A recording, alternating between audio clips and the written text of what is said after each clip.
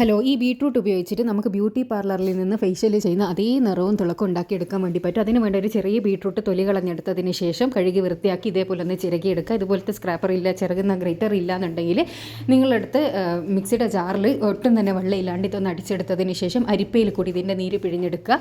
ഇങ്ങനെ ഗ്രേറ്റ് ചെയ്താൽ നമ്മൾ കൈകൊണ്ട് പ്രസ് ചെയ്യുമ്പോൾ തന്നെ അതിൻ്റെ നീര് കിട്ടും. ഒരു ടേബിൾ സ്പൂൺ നീരെടുത്തതിന് ശേഷം മുഖം നല്ല രീതിയിൽ തന്നെ 2 മിനിറ്റ് ഒന്ന് മസാജ് ചെയ്ത് കൊടുത്തതിന് ശേഷം ഒന്ന് കഴുകിക്കളയുക. ഇത് നമ്മുടെ ഫസ്റ്റ് സ്റ്റെപ്പായ ക്ലെൻസിങ് ആണ്. ഇനി രണ്ടാമത്തെ സ്റ്റെപ്പായ സ്ക്രബിങ്ങിന് വേണ്ടിയിട്ട് 1 ടേബിൾ സ്പൂൺ ബീട്രൂട്ട് ജ്യൂസിലേക്ക് 1 ടേബിൾ സ്പൂൺ തന്നെ അരിപ്പൊടിയും കൂടി ഇട്ടിട്ട് മുഖം 2 മിനിറ്റ് നല്ല രീതിയിലൊന്ന് മസാജ് കൊടുത്തിട്ട് അതും കഴുകിക്കളയുക. ഓരോ സ്റ്റെപ്പും നിങ്ങൾ 2 മിനിറ്റ് മസാജ് ചെയ്തിട്ട് തന്നെ ചെയ്യണം. ഇനി നമ്മുടെ മൂന്നാമത്തെ സ്റ്റെപ്പ് ഒരു മസാജിങ് ജെല്ലാണ്.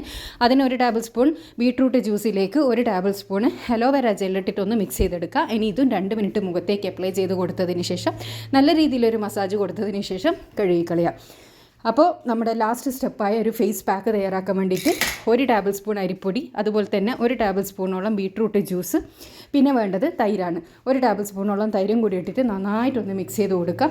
ഇനി ഈ ഒരു ഫേസ് പാക്ക് നമ്മുടെ ഫേസിലേക്ക് അപ്ലൈ ചെയ്ത് കൊടുക്കുക. 2 മിനിറ്റ് മസാജ് ചെയ്തിട്ട് അപ്ലൈ ചെയ്ത് കൊടുക്കുക. അതിനുശേഷം ഒരു 20 മിനിറ്റ് നിങ്ങൾ ഫേസിലേക്ക് വെക്കുക, കഴുകിക്കളയുക. അടിപൊളി റിസൾട്ടാണ്, എല്ലാവരും ട്രൈ ചെയ്യുക.